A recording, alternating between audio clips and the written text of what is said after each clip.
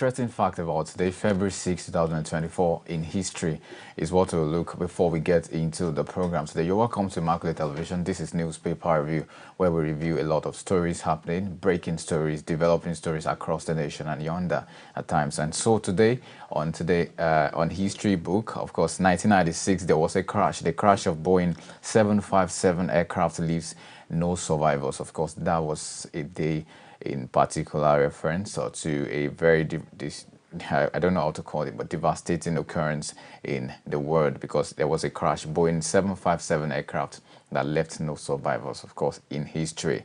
In 1989, again, February 6th, the same day that we are, the round table talk started in Poland. Of course, again, away from that, 1959, the first microchip was patented. Of course, the first microchip was patented, was given a patent right according to history. And lastly, before we go ahead today, 1952, Elizabeth II becomes Queen of the United Kingdom, a very good one before her demise. So the late Queen of England, Queen Elizabeth II, became going in today's 1952 in history. 1840 as well, New Zealand becomes a British colony. All of that stories, all of that very exciting fact about today being a special day in history we have gone through. Yes, away from that, let's see how much of paper dailies we can take this morning. We'll have the Daily Sun, we have Daily Trust newspaper as well, the Guardian, the Punch, as well as the Vanguard. But let's start with the Daily Sun newspaper, and right on the front page,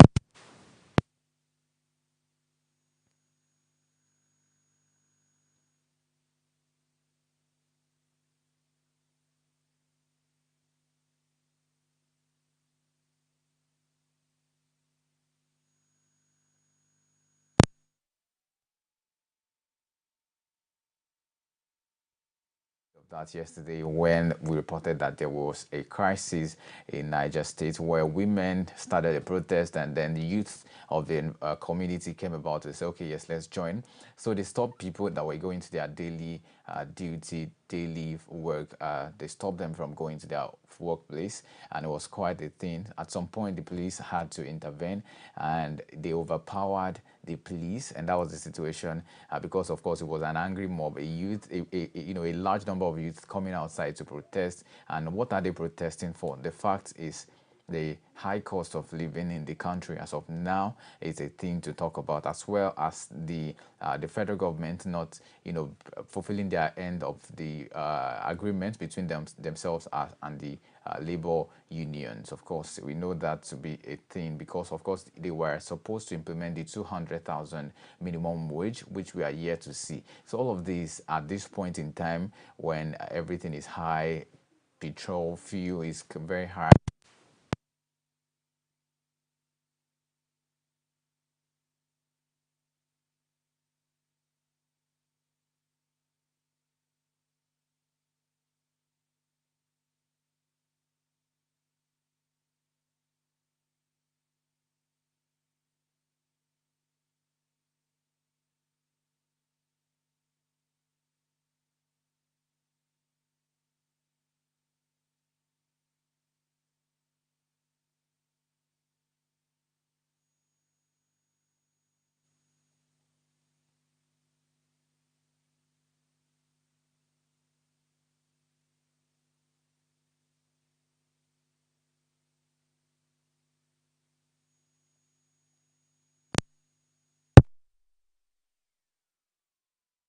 Yes, we should do something, especially about these particular problems we are facing. We should do something, especially about the insecurity situation where there's kidnapping everywhere. People are complaining. There's kidnapping across the regions of the country. At some point, some of them lost their lives, properties, and all of that. At some point, again, the federal government came up to say, yes, individuals should not send money to this corporate, that they will be helping them by sending money to them. So what should they do? What should Nigerians who have their brothers, their sisters, their mother, their father kidnapped, what should they do when the government, as well as the security apparatus, is not ready to come into the situation to help them? It's quite not good for us in this country. Away from that story and that particular newsprint now,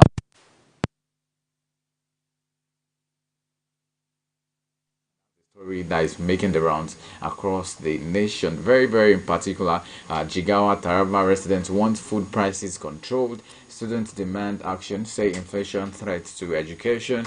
Kano government to meet president over hardship. Seek help to address situation. Labour Party tells Tinubu. Hard times over soon. That's coming from the first lady of this particular country, Nigeria. All of these are developing stories that we can use. After Supreme Court victory, Fintri vows to prosecute suspended Adama's REC's allies. All of these are coming also on the Daily Trust newspaper. If you want to get more, you need to lay your hands upon this particular newsprint this morning. Harsh forex reforms will strengthen Naira, and that's coming from Cardoso beautifully this morning. Many passengers abducted on Kogi to Abuja Highway.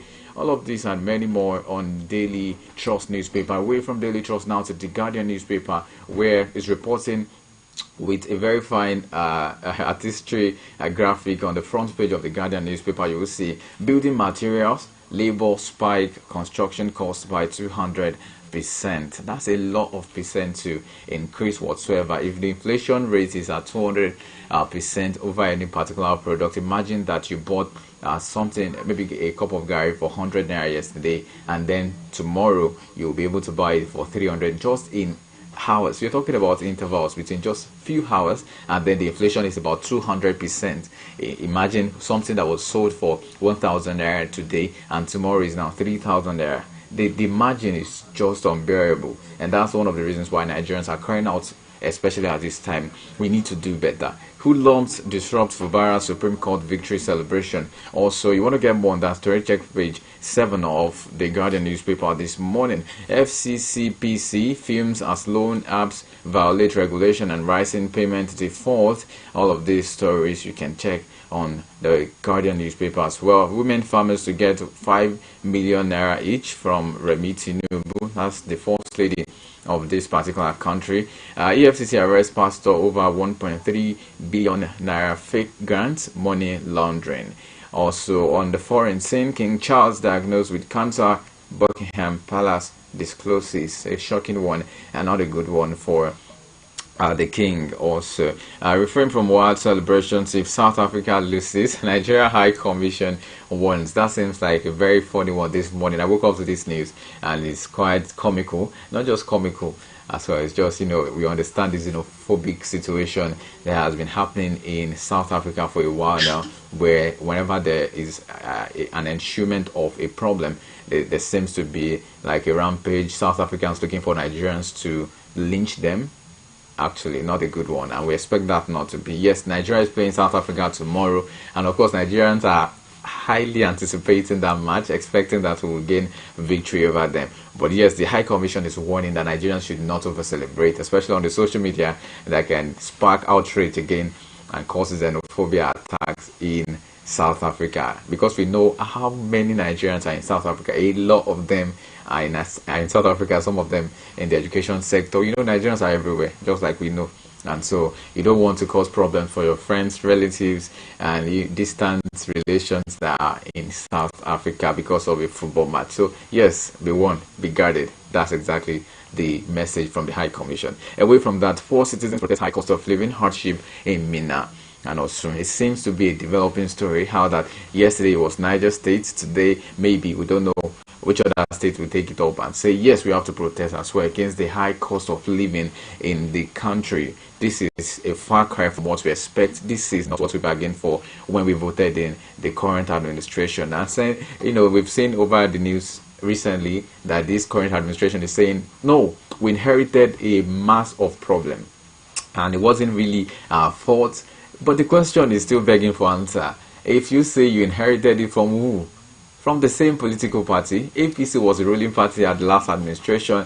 APC is the ruling party as we speak. So if you are blaming whoever you're blaming, blame your party. And that seems to be like the case for many people now, saying there's no difference between these people, whether this or that, even the other parties, I don't want to mention, but yes, there seems not to be a difference, because they can always decamp. I can say today I'm not doing Immaculate's group of of political parties. I'm doing something. It's just so easy to decamp without any regulations and rule and strict rules backing that order. Anybody can just do as they want. It seems like we've been having the same set of people rule over us. They just need to change parties. If you don't win in this party today, if I don't win following Mr. Mayowa today, I can easily follow Mr. Adebayo tomorrow, just because they are the two power force, and I can strike behind them and say, okay, yes, I'm with Mr. Mayowa, and then I get my victory. Or if I don't get it, it's so easy. Just come back to Mr. Adebayo. It's as easy as that. It seems like what we've been having in the preceding cases in Nigeria. But yes, we'll move on away from that as well. NAFDAC 6, over 50% of imported pharmaceutical certificates are fake. How? That's the question now. I think some conversations should be had. We need to have this kind of conversation. If NAFDAC can say over 50% of imported pharmaceutical products have fake certifications, who is giving the certifications in the first place? Who is responsible to give the certifications in another place? Because if you know, NAFDAC is responsible for that. So if I don't know whoever they are blaming now, I don't know, but we need to have this conversation to really see how much truth we can get from this. Real conversations with the right people. Away from that, now to the Nation newspaper. EFCC frees 3 billion naira traced to Sirika's brother's account. All of this not good at this point, that we are clamoring for high cost of living, and then breaking down the cost of governance. Ex-minister's civil servant sibling failed to execute 8.06 billion naira contract. Protest rocks me now. Also on the Nation newspaper. Away now to the Punch newspaper. Nigerians seek relief as states get 3.3 trillion naira allocations. Protesters lament rising inflation. Governors rally federal government to avert food crisis. State local government received 3.3 trillion naira July to December. Quality of life degenerating, residents say. All of these stories are not encouraging. You don't want to even think about this, because the more you think about this, the more you have problems. You have medical problems, and you need to visit your doctor. And that's why we have some entertainment gigs around to help us balance the whole situation. Senate to raise customs 5 trillion naira revenue target. Also on the Punch newspaper, Tinubu Abiodun Morin as Jimmy Solanke dies at 81. Also a very sad one for the statesman. Naira weakens at parallel market, rises at official window. If you want to get more on that story, check page 26 of the Punch newspaper. Gunmen abduct 14 Abuja-bound travelers, also on pages 4 and 5 of the Punch newspaper this morning. Cancer, Biden, Sunak, world leaders sympathize with King Charles. A very shocking one right there. Also on the Vanguard newspaper, before we call it the time, kidnappers want 15 million naira to free my wife. And that's coming from a victim as well. This morning, abducted GIGM ABC buses passenger.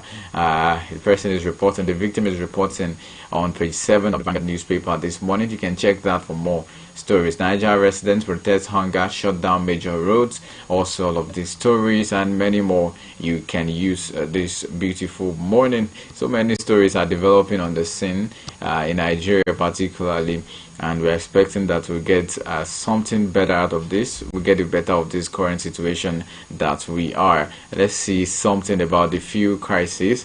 Of course, we've been seeing a pile and an array of gridlock at many filling stations, especially recently. So now there's a story from the Punch newspaper that NNPCL dismisses fear of scarcity site distribution issue. The Nigerian National Petroleum Company Limited has explained the cause of the long queues in some filling stations in Lagos. It's not just in Lagos State, even in Oyo State, we've been witnessing this in recent times. Of course, the NNPCL said the tightness was as a result of what is called a brief distribution issue. The Punch reported earlier that there were long queues in some filling stations in Lagos on Monday, as residents feared that there might be a fresh scarcity of premium motor spirit, popularly called petrol. The queues were noticeable at filling stations along the Ikorodu Road, even my place yesterday along LA axis. It was quite a thing to talk about. Also, the total filling station at Mobolaji Bank, Anthony Way, had queues which led to traffic jam around the Ikeja axis. A news correspondent also observed that many of the filling stations along the Ikeja axis through Obafemi Awolowo Road were shut. One of the correspondents also reported that filling stations along Ogunusi Road in Bound Burger did not sell petrol to customers. Of course, this and many more is what we are talking about. It was gathered that filling stations owned by NNPCL along the Lagos to Ibadan Expressway did not dispense fuel as of Monday evening. That was yesterday. And speaking to news correspondent in the chat on Tuesday morning today, the NNPCL spokesperson Femi Sunaya dismissed insinuations of fresh fuel scarcity. Sometimes when we have this, it's also because there's a reported case, or perhaps hearsays, or what we call innuendo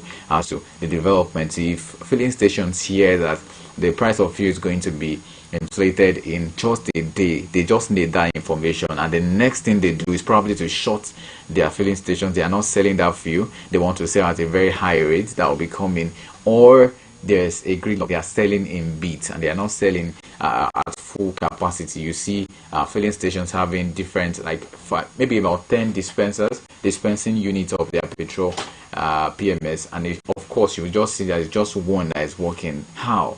That's the question for me to them this morning. Of course, we cannot totally blame the independent marketers of the petrol products, but we have to also consider many things that are involved. Now they have said that okay, there's no hitch, there's no glitch, there's no cause for alarm. It's just distribution problem that we have at the moment. It is not because we are going to inflate or hike the price of fuel.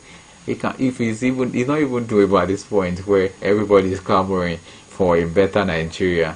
As people are suffering, some cannot even afford to buy daily food. I mean, daily bread, like we call it.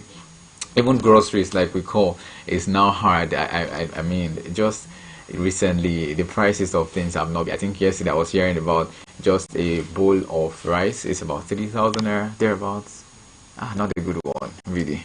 If you think about these things, it can give you pressure. But yes, we will not put ourselves under any duress. Nigeria will strive, will strike ahead. We will not stop. We will keep living. And that's exactly the goal this morning. Thank you so very much today for joining on Newspaper Review edition of today, February 6, 2024. It's been a wonderful time with you. And I'll thank you always for joining. Remember that we have subsequent programs coming your way. And also, you want to know, we are live on multiple digital platforms. For iPhone users, Islamic World TV app is where to find us. For Android users as well, Net Niger TV app is where we are located. You want to check our programs, please do. I would like to have your conversations. If you have comments you want to make, we are ready to listen to all of that. Thank you so very much this morning once and again. We have subsequent programs and newscasts coming your way, but just in a moment. Stay with us, don't go nowhere.